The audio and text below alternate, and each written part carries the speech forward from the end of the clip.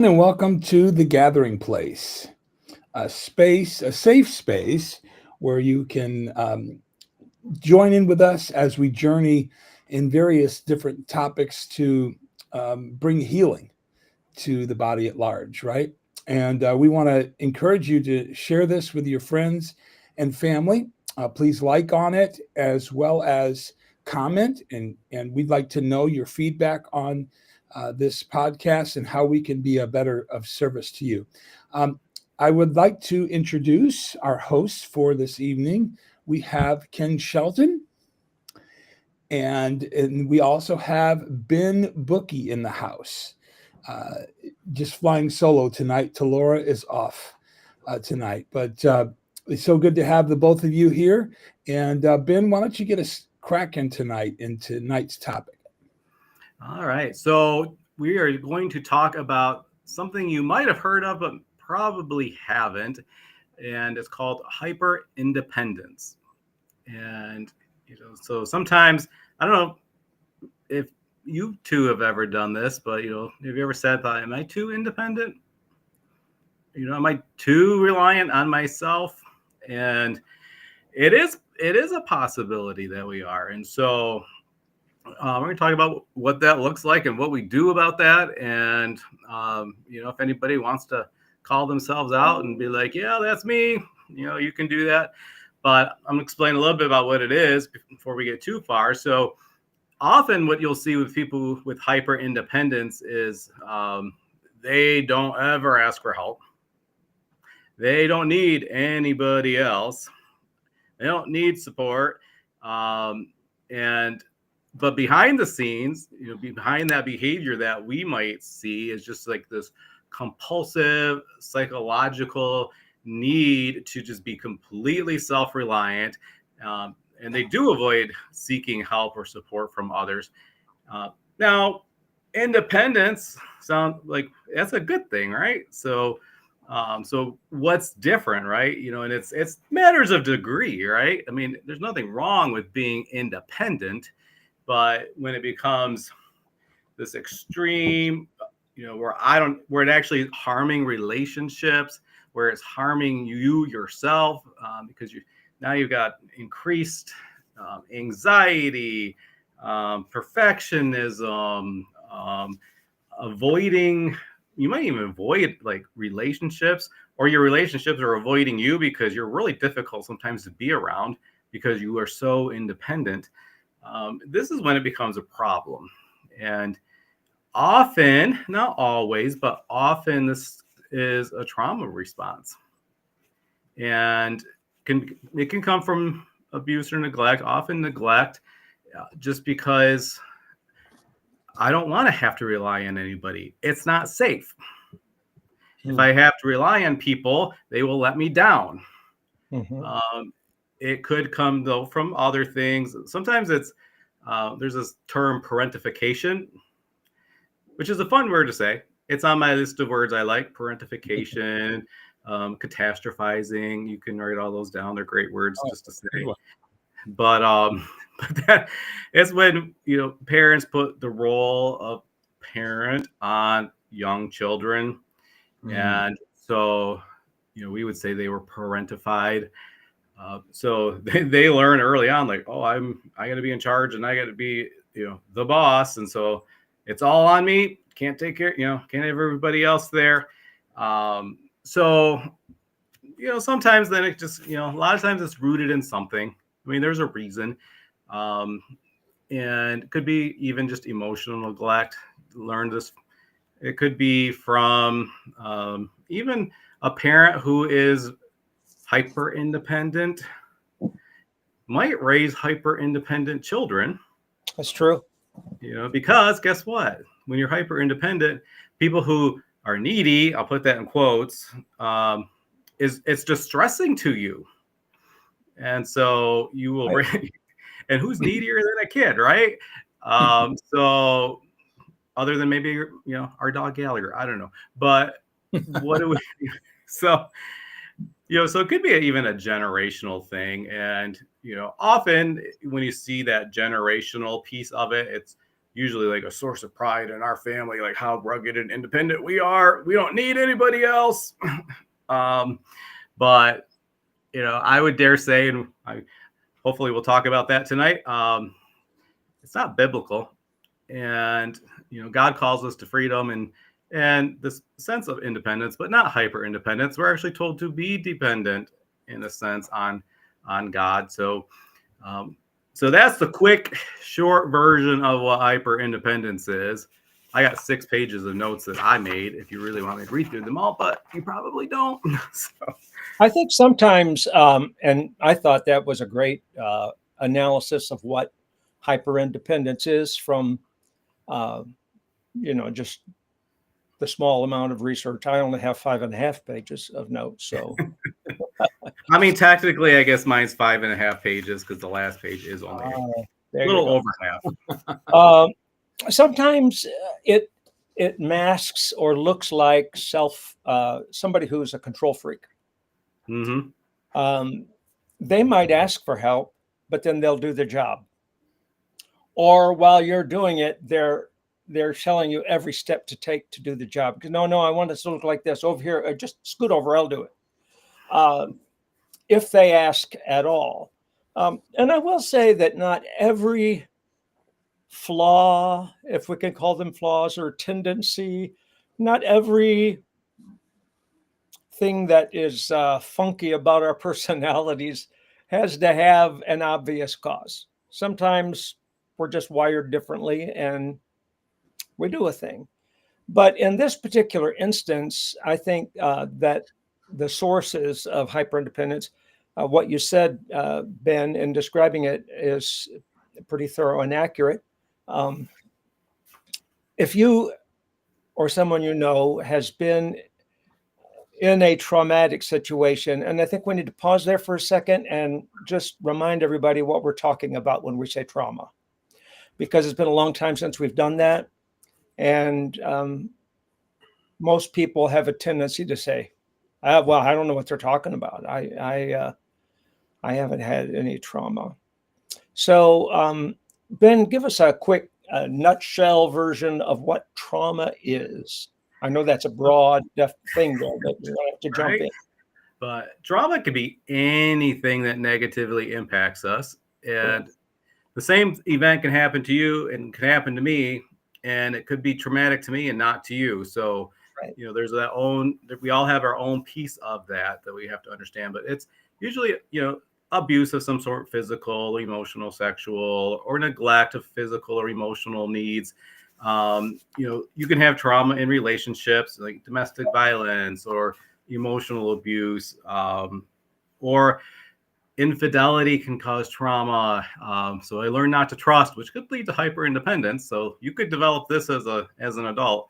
But anything, that negatively impacts us and can be a trauma. And so, even those little, we may say, oh, it's just a little trauma. It's not a big deal. Sometimes it's the little things that just add up and it becomes, starts causing issues like this in our lives. Right. So, I also don't think it's justified to always assume that it stems from our parents or our grandparents or whoever raised us. If you follow that logic all the way back, Adam and Eve messed up, and who are they going to blame? They had a pretty good dad. Well, Adam blamed Eve. Yeah, right. Who did Eve blame? Right. The serpent. So, yes, sometimes I think most of the time it's the environment that we grow up in and how we're treated in that environment. Those two, I just hate the sound of nature or nurture because it sounds a phrase too often coined. But yeah. Think about school, right? Like often school is traumatic and how we're treated even there. And so you could learn it at school in those relationships. If you were made fun of, if you said something, if you offered a suggestion and people just laughed at you, or you were the last person to be picked on a sports team all the time, you sort of get a rough edge to you. Now, there's some of that. It's not so bad. Yes, we have to grow up. I don't think everybody in the world should have to get a trophy because they participated in on the soccer team. Sometimes people are lousy soccer players, and you can't give out an award for least improved. It just doesn't work that way. Well, you could. But so, if you are really a super sensitive, today, I think more than in previous generations, we're aware of children who are super sensitive. They're sensitive to the feel of the clothes on their body, to the way people look at them, to performing in public or anything, that they're overtly sensitive. And if not addressed, it can be a problem going up through life. So where all this comes down is if you were raised in an atmosphere that was not safe for whatever reason, and you felt it deeply, or if standing on your own 2 feet, always alone by yourself, was what was modeled for you, you are likely to have some of those traits in your own life. Sometimes we don't even know it. Sometimes it looks like being responsible. It looks like, oh man, that guy takes the bull by the horns. He's a go-to person. That's right. If you want something done, ask a busy person.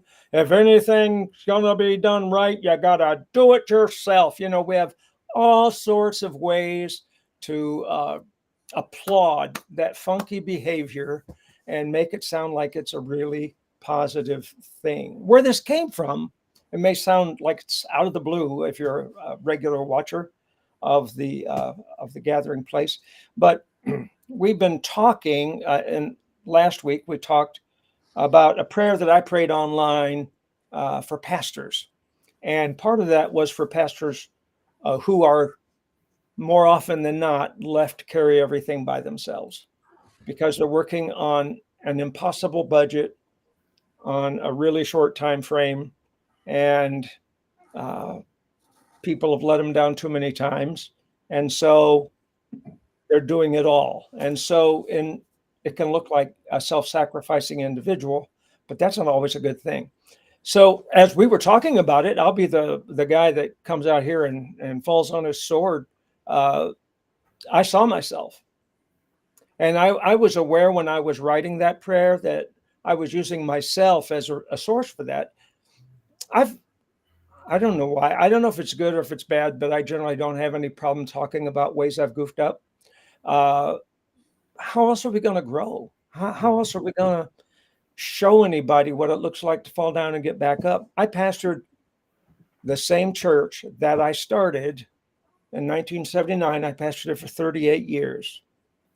And I think that it's safe to say that for the first 12 or 13 years of that career, I was that guy. I was completely self-reliant. And I look back on it now and I can see lots of reasons for that. I felt like I had a lot to prove, but nobody ever said to me, prove it to us. But I really felt like I had to. On that note, if we can dive into that really quick, if you were able to write your younger pastor self, what recommendations would you give yourself in regards to this topic? Yeah, I think that informing that earlier version of myself that what success really looks like. That success is deep and abiding relationships. That interdependence is a very positive thing. That's a good question, Tom. That you may be a pastor of a small church but have big ideas, or as I said before, your vision may exceed your budget. And in all of those instances, you might try to make it work. And you know already that if you invite other people to help you, they're going to see through that and they're going to say, we only have $150. What are you doing that for? So to save ourselves the embarrassment, we're just going to jump in there and do it by ourselves. On the flip side, what we get out of it is, I can't believe he did that on $150. That was amazing. But total dependence on oneself is ultimately, invariably going to catch you, because you're not always going to be able to do that. I call it the Marlboro Man syndrome. Remember the Marlboro Man on the horse, on the mountaintop, looking out over the plain and the vistas, and the, out in the sunset as he smokes he props his foot up on a stump, and he takes out his Marlboro cigarette, and he tips his Stetson, and he lets everybody know that he doesn't need the whole. If you notice all those commercials, most of you are too young to remember that. He was always by himself except his horse. So the person he could depend on was his horse. And so just like you're all alone. And here in America, and I think in many parts of the Western world, we really applaud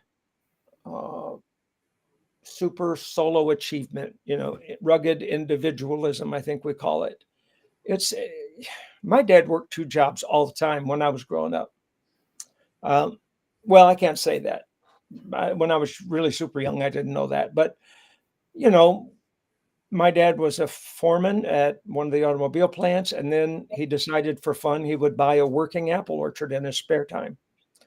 And I didn't stop to think that serving as a lead pastor and recording music and traveling with it and starting a mission church, I led the charge on all those things at the same time.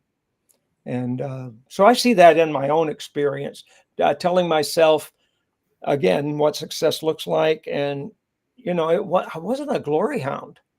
It needed to be done. I went out there and did it. So how does it catch us? How does it work against us, Ben? Well, the hard part about it is, like, at first, I think it gives us a sense of control. Like, we feel empowered. So, like, it's like, this is good, right? And then, it flips, right? Because now I pushed everybody away and I'm isolated. I'm lonely. Because, who wants to be around somebody that doesn't need them? Right. Right. We need to be needed.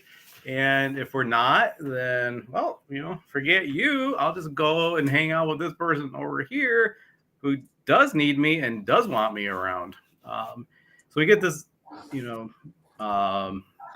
we're really, we're avoiding that vulnerability in relationships because we're so hyper independent. And that's what's so important, to have a strong, healthy relationship. We get burned out. There it is. The burnout. Right? Totally. Yep. Well, I want to interject here while we're parked here at this particular topic. And ask this question and then tell a quick story. So the question is, how do we avoid falling into that trap? Let's say that, there's different things going on right in the church. And this is for pastors currently.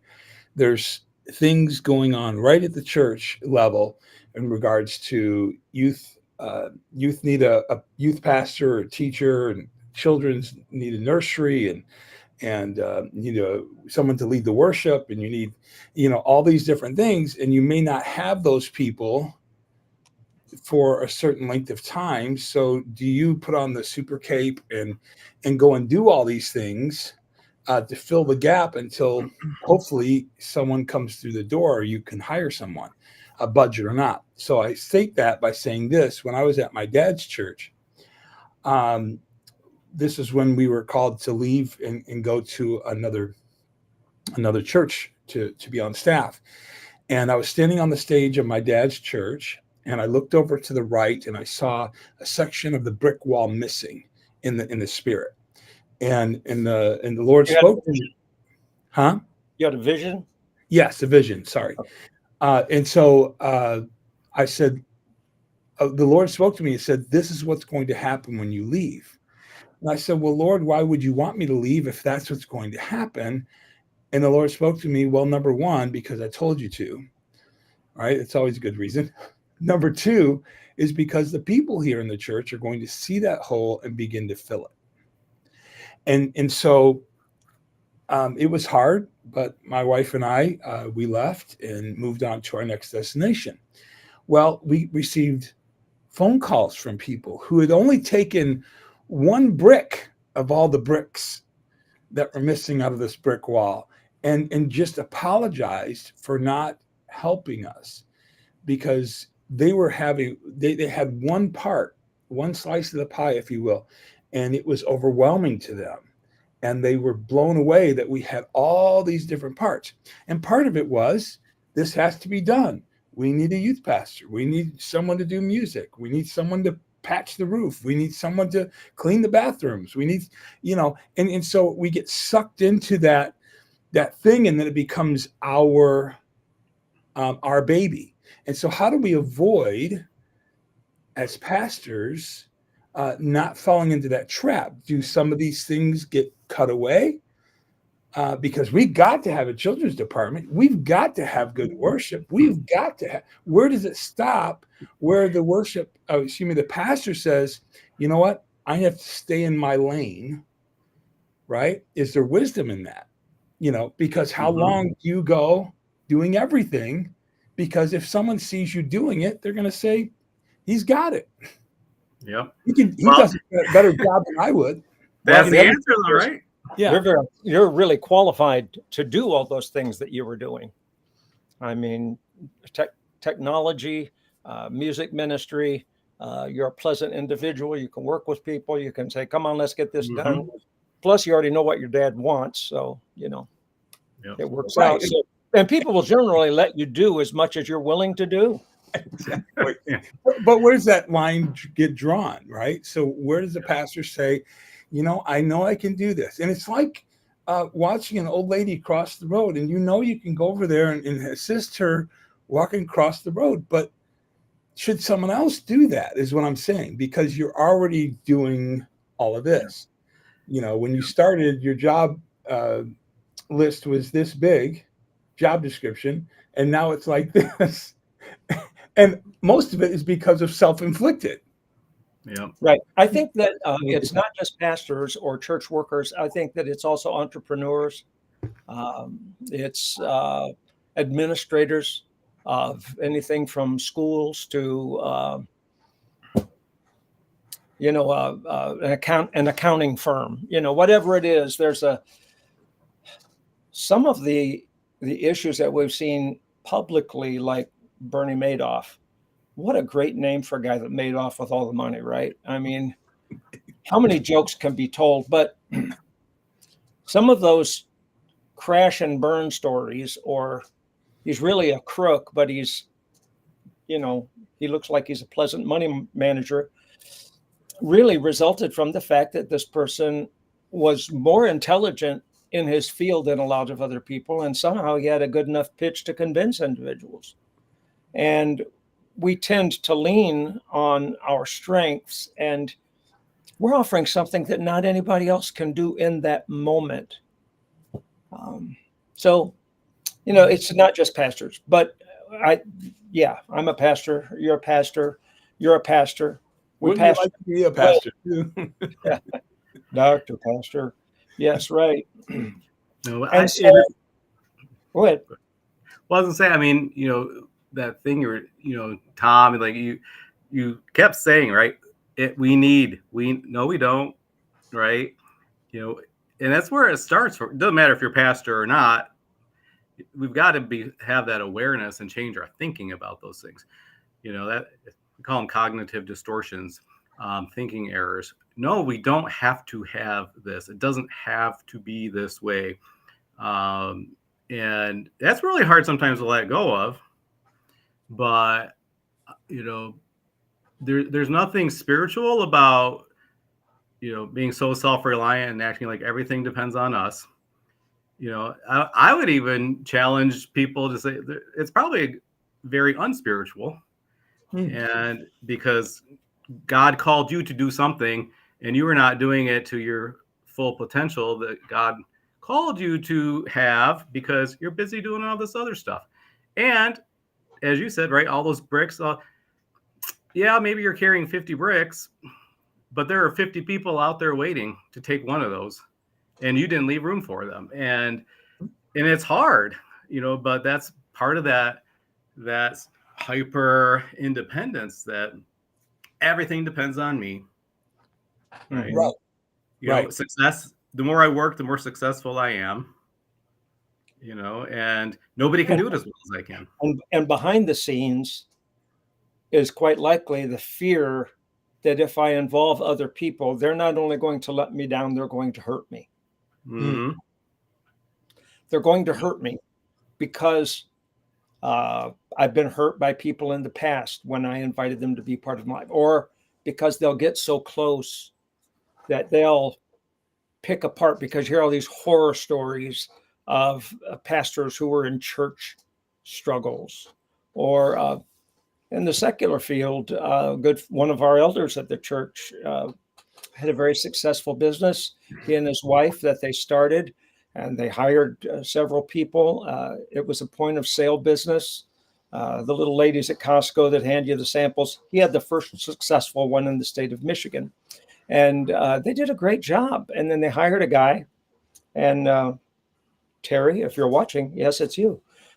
He figured out how to do it all. And then he got the client list, and quietly he went behind my friend's back and started a new company with my friend's client list. Wow. And just about bankrupted him on that issue. But then he found out that it was a lot harder than he thought it was, because he thought he could pull it off single-handedly. So what does burnout look like? So we're asking why, what ultimately happens. In the example I just used, a guy burns out. What does burnout look like? I mean, if you've been burned out, but what does it feel like to you? I think is that just you're so overwhelmed and exhausted, and like you're like it's like you're on autopilot, and you have to keep going, even though you're like I don't even know how I'm going to put a step in one foot in front of the other, and you have no idea how you're going to do all this, but you have to keep doing all of this, and you don't see a way out, which is a big key of burnout. Is like people don't see, like, how do I get out of this? How do I exit from this? And you don't get that rest because you just can't, right? So, I mean, that's kind of how I usually view it in a nutshell anyway. So, well, I find that if I'm burned out, the first thing that manifests in me is cynicism. I become very cynical of maybe people who had an easier go of it, or anything totally unrelated to what I'm dealing with. It just comes out of my mouth. From the abundance of the heart, the mouth speaks, right? So I'll find a way to criticize somebody. And I don't mean it initially to be critical. It's just that, if you're pretty good at cynicism, you can get a laugh, and then you become the joke guy, right? And it becomes something that you lean on. So I think that can also be a symptom of burnout, from being so independent. And, but think for just a second, when you were a kid in Sunday school, you probably had a teacher somewhere that said, who do you want to be like when you grow up? And when we think of Bible characters, we think of Bible heroes. There's like two sets. There are heroes, and then there are the guys that betrayed Jesus. That's really all you had. You had Moses, you had Abraham, Isaac, Jacob. You had this whole list of, you just could do that too. You could be Abraham if you want faith like Abraham.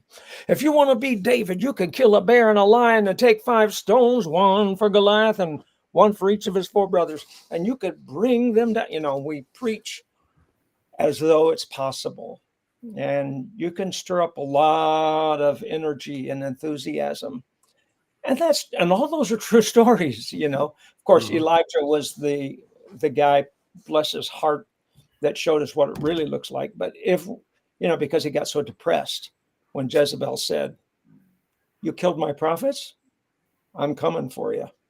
He was at the edge of burnout, and he went off by himself and requested that he might die, sort of like another guy in the Bible. Because he thought he was alone, right?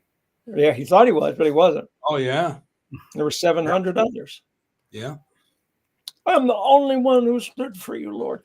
Yeah. Because when you're hyper independent, it can feel like you're all alone.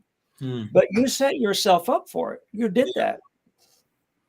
And if you've developed that style of leadership, at what point do you pull the plug and let everything come cascading down on your head?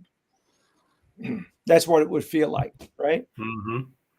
Or I went out and got a recording contract and I left and I still stayed on as pastor, but I thought, I'm going to do something else. I'm sick and tired of carrying this load all by myself. And I found I was really blaming people and they hadn't done anything wrong. Right. Set that up. And I had to reconstruct it. That's What powerful. I had to reconstruct it, but I didn't. I let them reconstruct it. I was going to bring that up. And, you know, I've seen people, they have the gift of serving. They have the gift of helps. I guess it's more called, and they love to serve. But part of their love language is words of affirmation. And when they're not receiving that, you've heard of the love tank scenario in regards to marriages, right? And it's because we're speaking the right language, you know, the right love language, and filling that person's tank up, so to speak. And so if this person is always pouring out, which they love to do, but if they find that their gas tank is empty, then they're going to find that what's the use of me doing this? And they're going to fall into burnout because, you know, some of this also on the other side of the coin is because maybe they've had all these words of affirmation. Good job. Thank you for doing that. And you just do more and more and more because you feed off of those words of affirmation. So this can get us into a funky place. And so, Ben, how do we navigate that whole thing when we love to help, but we just want to be, know that what we're doing is making a difference in someone's life, or maybe it's much deeper than that, and we just love and crave, input from people as far as praise from other people. Well, you know, and one of the things with hyper dependence is we can go to the other extreme of codependence too, and like, all right, I have to have all of this, or I don't need it. But either way, it's about having boundaries. We like that word, like we use it a lot, but so is it okay if I say no? Well, no, it's not okay to say no, right? So yes, say no. Yeah, that's like a Michigander saying, but no, that's a Nancy Reagan thing. Yeah, no. The drugs. So, but part of it really just becomes well, I've got to start in relationship, being aware, right? We talked about that, but just being really reflective. I'm a naturally reflective person. So I'm always like, why am I doing that? Why am I thinking, right? Like, and just kind of not in a condemning way, but just curious. I always tell people, develop curiosity about yourself. But, just being aware of that and then taking those small steps. Okay, now I've got to start building trust and vulnerability. We don't like that word because, right, that's scary. So we have to do that carefully, but with trusted people or trustworthy people, maybe, because if you're hyper independent, you might not trust people, but so just in small ways, small steps, very small things, you start asking for help. You start, sharing what you need, what your fears are, right? Just start small. Can't emphasize that enough, because if you try to go all out, you really risk, especially because you're trying to be vulnerable, you really risk getting burned again. And guess what you will do, right? You're going to become hyper independent. So let that gradual process occur where you just learn slowly to rely on others. And if you're with, maybe your spouse or somebody you work with or a church or a kid you have, whatever, is that hyper independent person, right? How you got to give them that space and grace to learn this. And because you're always like, why aren't they asking for help? Why they're, well, watch for the moments when they do, or just consistently without pushing it, just like, hey, like, it looks like you might need help with this. I'm willing to go come do this. Like, let me help you. And they may not want to, but it's small steps, small process. If it's really bad, guess what? There are therapists who would love to help you with that, right? Well, that's true. That's true. Sometimes people don't realize that what they endured at an earlier part of their life was really abuse or traumatic to them. I'm a child of the 50s. We didn't talk about that. Yeah. We just didn't talk about stuff. So I was in my mid to late 30s before I could acknowledge that I was abused by a cousin in my home. Not the same age cousin, one who is 5 times my age. I was 15. No, that's not true. I was 5. He was a grown adult. But I just factored it into the mix. This was an experience. It's not a big deal. Everybody has experiences. In the meantime, I don't have time to sit and marinate over that thing. I've got work to do. And it rests in our psyche untended. And like yeast, it begins to grow and increase in size until it demands our attention. And when that happens, if it is trauma induced in a person's life, when that happens, well, you're not going to be doing much by yourself when it finally takes over your life and you're fully aware of what's happened and you need to heal. I just don't think we're very good at knowing when we need to heal and what we need to heal from. I have so many pastor friends that if you bring this subject up, not of hyperindependence, but of recovery, healing, needing therapy, they will make fun of you. I could name names. Tom, you know most of them. What? People don't need that stuff. You're crazy. Or, yeah, well, if he takes his medicine, he'll be a happy guy, whatever. Right? So don't be around him if he's not on his medicine, And I've heard people say that about colleagues that they work with. And I thought, see, this is the ministry.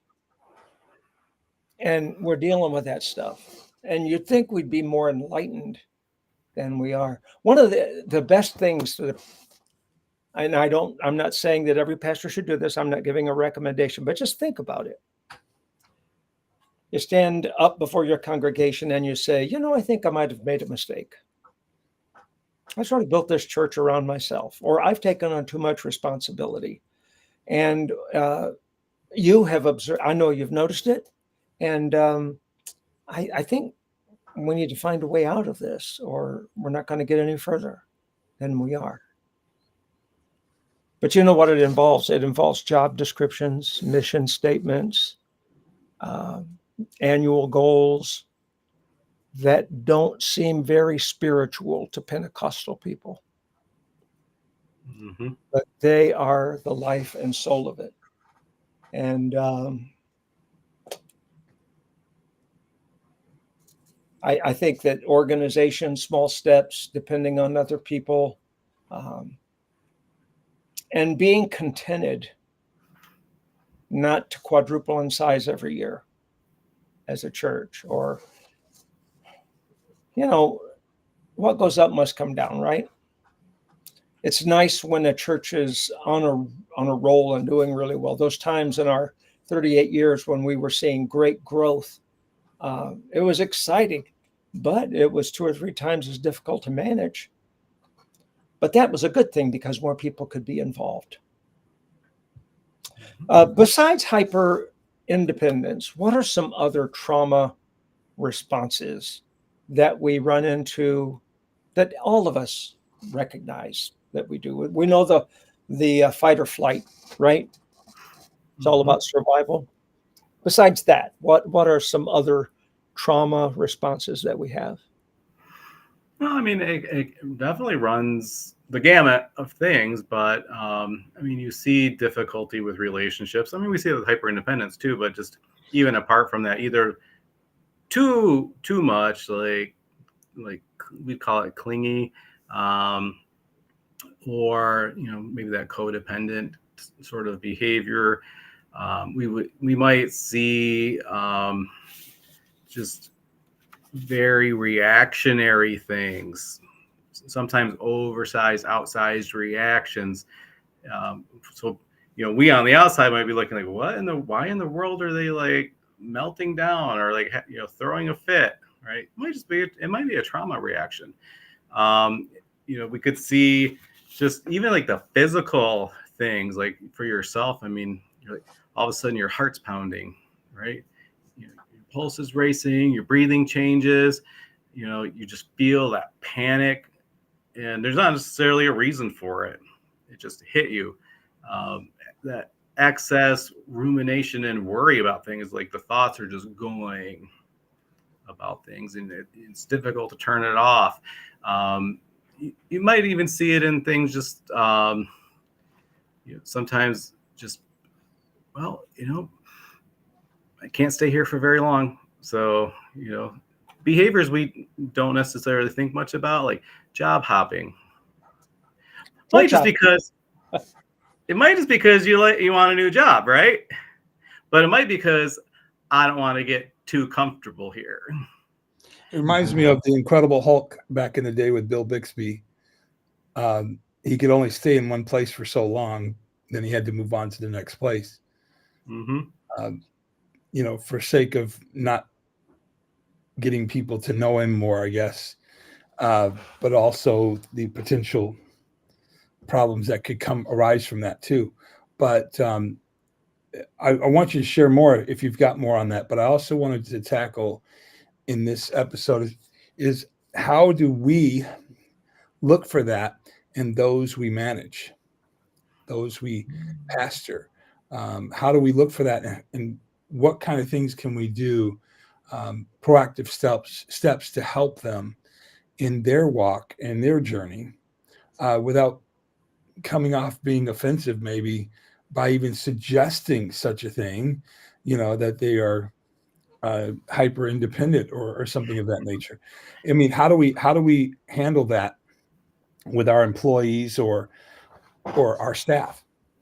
Well, I'll just jump in. I think, and I said it a minute ago, job descriptions and mission statements, annual appointments, and that you aren't the only one who builds the job description. So, you write down what the qualifications are and what the job title is and what the job requires.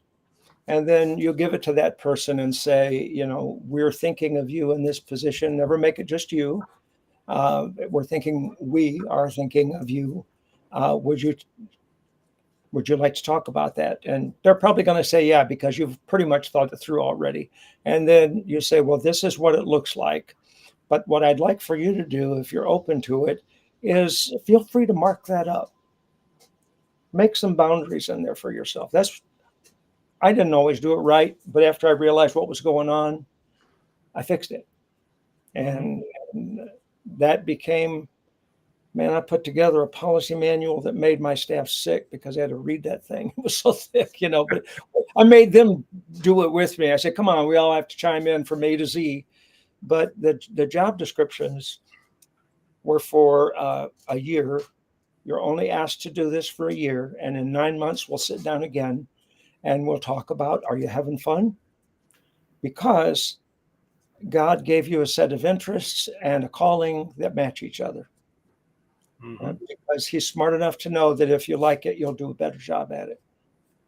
And that's true. Come here, Aspen. So, but in 9 months, we sat down, we looked at it, and I put this right on the very bottom of the job description. After 9 months, if you don't want to do this anymore, if it's not working for you, or if it doesn't seem to be a needed role or changing in some way, we're all open to looking at it again and making a modification, because sometimes we don't have the help that we need because people pretty much know they're in it for a lifetime. Absolutely. That's frightening to everybody. Pardon me. I have a dog who needs to be let out. Ken's doing that. What's your response, Ben? So, when he was talking about the job descriptions, I was going to comment on it, and he ended up kind of using the word in there, but job descriptions are boundaries, right? And we need those in work environments, in church environments, and it's also how we delegate if we follow the descriptions, of course. But, but beyond that, I mean, yesterday we did a training. We have this mental health series that we've been doing, mental health in the church, because we're very creative with our titles. But yesterday was on conflict, and one of the things, I always talk about people, if you want to address conflict, but also maybe help to avoid conflict, is always, always, always invite the other person into a conversation. Don't spring it on people. So if we have things that, hey, there's just some things I had noticed as you were going, doing this at the church, or you're doing this in your job. And, are you open to having a conversation about some of those things? And if you're not, let me know when you're ready. And, now they know to go get ready. Right. Because, it's not that it has to be a hard conversation, but somebody who's hyper independent probably is already going to really be on guard when you have that conversation. And so their whole fight or flight system, right, is engaged. So even before you start the conversation, and they probably run it through their head 100 times. And so, they're already to run or fight maybe. So, it's just, so that invitation is really important when we want to address these things with people. And, I think people are much more open when we're like partnering with them in this. So, sometimes. What if they're not willing to have that conversation? And partly because, unless they know exactly what it is, they automatically think, "Oh my goodness, he's gonna fire me," or something of that nature, and they don't want to do it at all. So you, as a leader, take another approach by pulling some things away, thinking to yourself, "I'm taking some of the load off because I straining." And they're interpreting it, I'm not good enough. I'm a failure. Absolutely. Let's nail that for a second. Yeah. Well, and again, communication is so important. Clear, direct, simple. So even just like, hey, I've noticed X, Y, and Z. Let's have a conversation about it, right? When you're ready. Again, it's the invitation, but let them know what it's about. And there's nothing wrong. You can look at people and hopefully we're aware enough of other people. I can look at somebody's face and kind of gauge, they look a little panicked right now. So and be like, wow, you look a little panicked about this. So what are you thinking? What can I do to, reassure you right now? Because they're going to be like, what? When you start seeing them looking for the way out, right? The eyes get big. So, and gentleness is, we talk about fruit of the Spirit a lot, but man, let's enter these things with the fruit of the Spirit. And, and then probably going to have a little bit better, and if we're consistent in that, hopefully they won't be scared. And hopefully whoever it is, whether it's at church or, in the job, I've, developed a relationship with that person where they are able to trust me. Right on. Something that was really helpful for me was working with a leader who let me know that they would never have to wonder that I would never have to wonder what they were thinking about my situation. That, because I think volunteers who work in a church, which a church is unique because it's made up of volunteers and supported by volunteer donations. So, you're kind of stuck in that situation. But if people know that you're not going to go around for a week with these thoughts about this other person that you haven't expressed. And the way it was said to me was, listen, if I'm thinking about it, I'm going to talk with you about it, and I love you. And if I'm not talking about it, I'm not thinking about it. That's good. And their response has always been relief.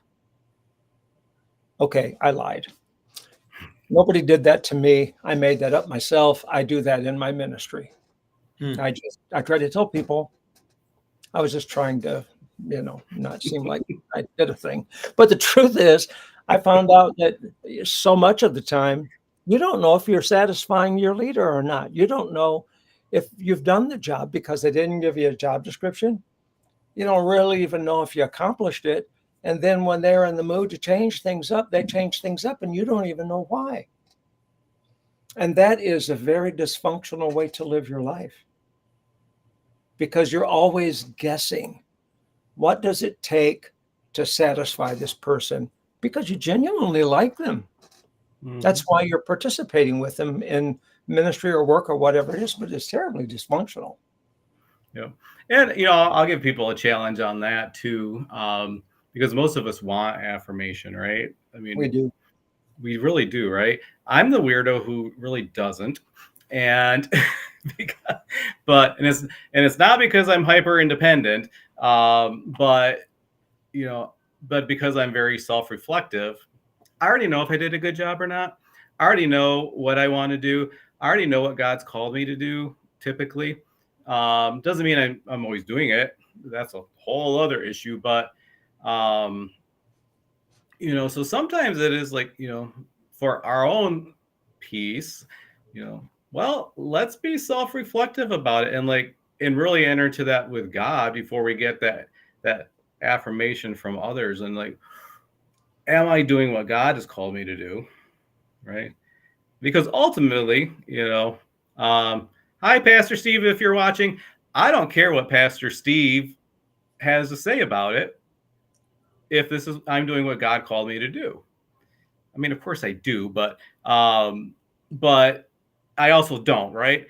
And so, but we have to be really assured in ourselves, in our spirit, communing with God's spirit, that, yeah, this is what God's called me to do. And the confirmation comes from Pastor Steve or Ken or Tom, right? I mean, because obviously we all talk, but, so sometimes knowing even well, do I have to please my leader? Because they may have a different vision and God might be moving you out. Mm-hmm. Yeah. And so sometimes that dialogue, but that's why the dialogue is so important, because it might be oh, what God's calling me to do isn't necessarily happening here any longer. And so what do I do with that? And being aware enough, making sure I'm not being hyper independent and just going and doing my own thing because that's what I want to do. And I can, it's a tricky thing. It is. Church, and this will be my last comment, I say as a pastor who often said, and in closing, but this will be my... This is my first of 5 closings. Our hour's almost up, but I feel like a lot of people are very fragile. You often run into people in church who realize they should be busy in some aspect of ministry, but they're fragile. Maybe it's because they have a relationship with trauma that was awful for them. Maybe it's just because they're insecure by nature. And so it's hard for them. I mean, they're always reading the room, they're reading you. Are you okay? You look like you're upset. Are you upset? We've all had that as leaders, Nope, I'm not upset. Are you sure? Because I want to do a good job. It's like, wow, your first marriage must have been really rough to go through this all the time. But my heart goes up to them because if you don't have empathy for people, you would exploit those people. It would be easy to exploit people who are vulnerable and insecure by simply doing what I just said earlier, and that is constantly changing the room. Just like, well, I don't know. I don't have a job description for you, but do your best. I'll let you know if you fail. Mm-hmm. And believe it or not, I know you may be watching and saying, who would do that as a pastor? Oh, I could give you a list. Mm-hmm. I could give you a list of pastors and overseers and, just it's in some personalities. So And some people do it unintentionally. Yeah. Some pastors, and they don't mean to be doing it. It's just they're not that organized. Well, in Stephen Covey's habits of, 7 habits of highly effective people, his first one is try to figure out where the other person is, see it from their point of view, which, that's a universal application. Mm-hmm. If I have a growing relationship with you, I'll have some idea of what you're going through right now in your life. I may not know what happened yesterday, but when you respond a particular way that's out of character for you, I'll be able to say, well, I'll ask him that question in 3 days. I won't ask him right now, because it's the same with me. There are wrong times to ask me some things. I don't know what they are because I'm fairly perfect. I don't know if you could be fairly perfect. That's like being a little pregnant. I don't know that's a thing, but anyway, I probably should stop now. So I'm done with my comments. Let's count how many more comments he makes before we close. Sign language. There's one.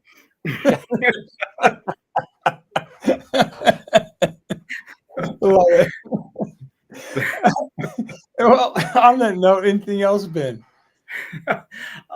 No, other than, hyper independence is a thing, and just examine yourself. If you notice like you're one of those people that's just like, I don't need anybody, I can do everything on my own, I'm the best candidate for every job, however it comes out for you, or maybe people are telling you that, like, it's okay to ask for help, or it's okay to need people or something like that. Listen to that and engage in that. And like I said, it can be a slow process. It should be a slow process, small things, and just try to start building vulnerability and trust and setting boundaries and delegating, which is scary.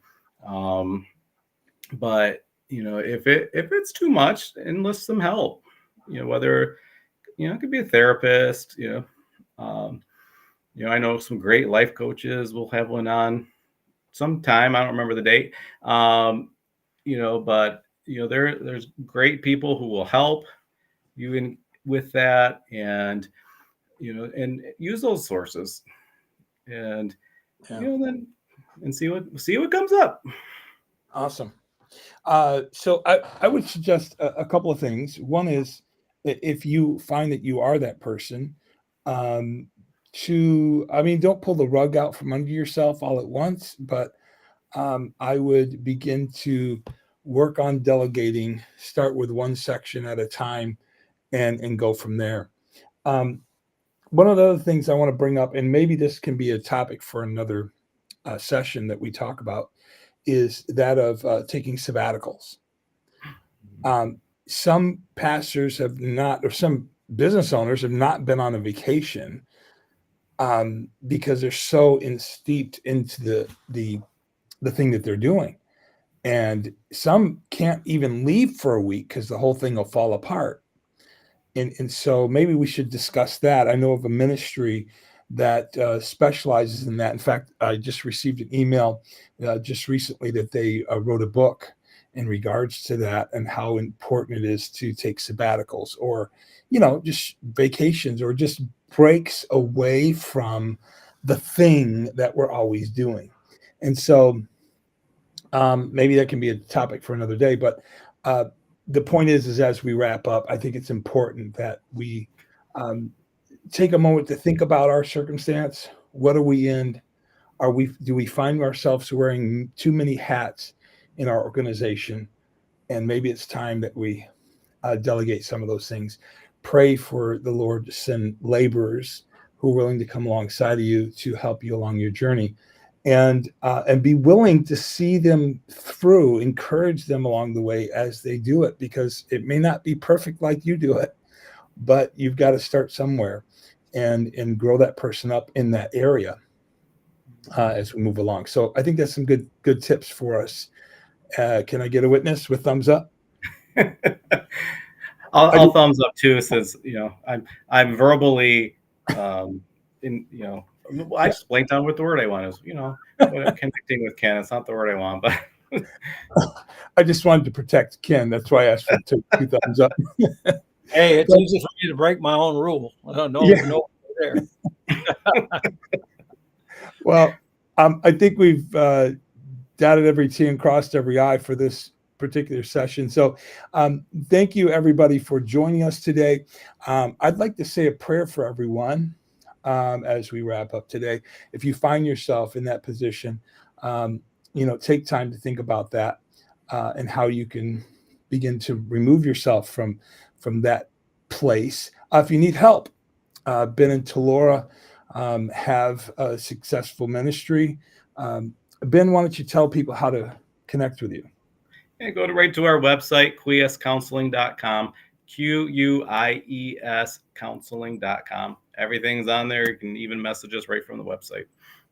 Cool. And Ken, how can people get a hold of you?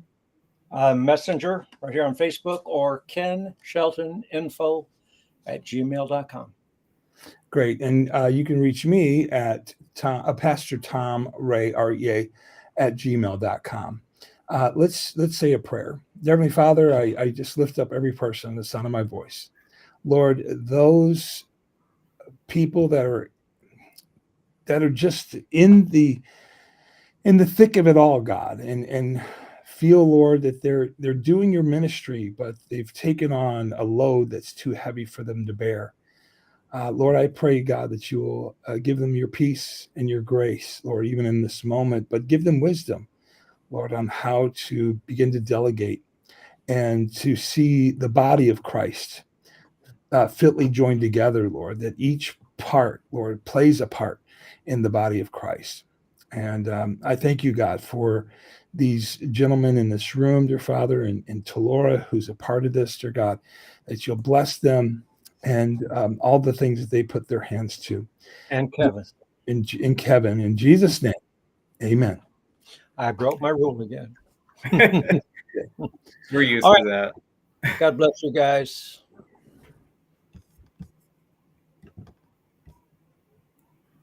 See you guys. Bye-bye.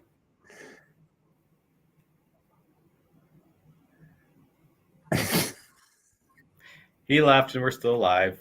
I know.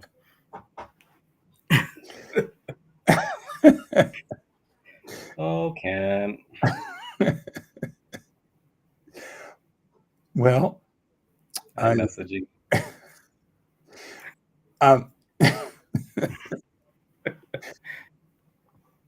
Well, so about those Lions. Well, you know what? I heard there were some issues. And everybody was all like, they're going to go all the way. All of a sudden, like, I knew they wouldn't be able to pull it off. Oh, man. So, yeah, this is like the post show, like, right? You know how they do that after, like, remember, like, they always had like those shows, and then they would have like the wrap. I don't know what they call it, a wrap up, or so. Yeah. But yeah. Well, so we'll have to. I don't know. I wrote a blog on that last year when they lost that final game, because I saw the coach looking like he was about to cry. Like, man, we had worked so hard. Here we were at the cusp of something great, and then it all fell apart. We have to go all the way back to zero again.